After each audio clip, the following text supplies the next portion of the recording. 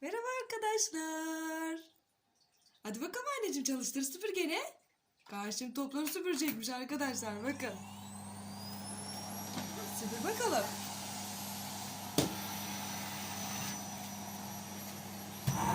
Ay, yeşili yakaladı, yeşili.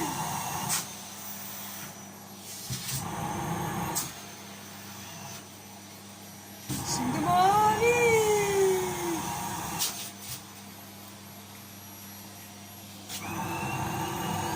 Yeşil. Ay, nasıl yaptı öyle?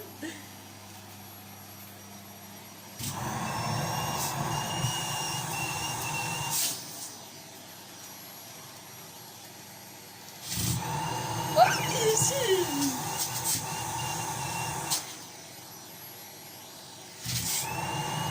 Woohoo! Yeşil.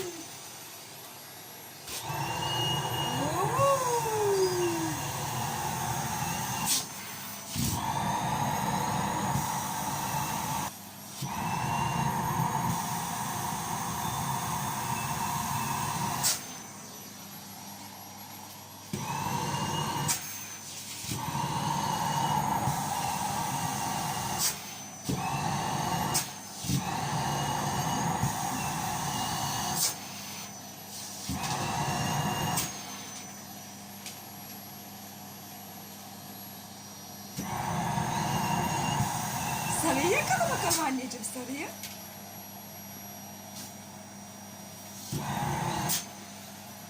Sarıyı yakala.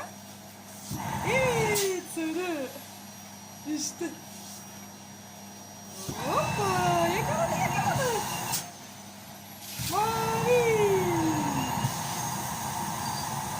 Turuncu var mı, turuncu? Turuncu var mı? Evet, o turuncu.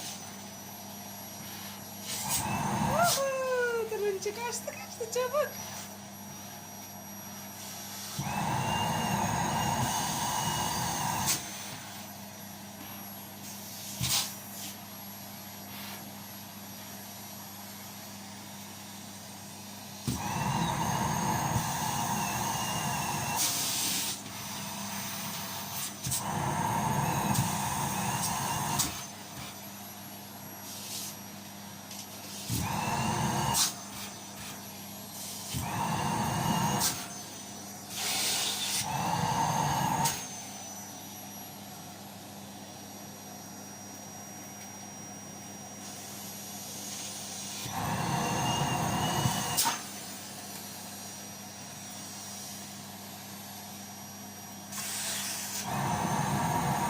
Vay!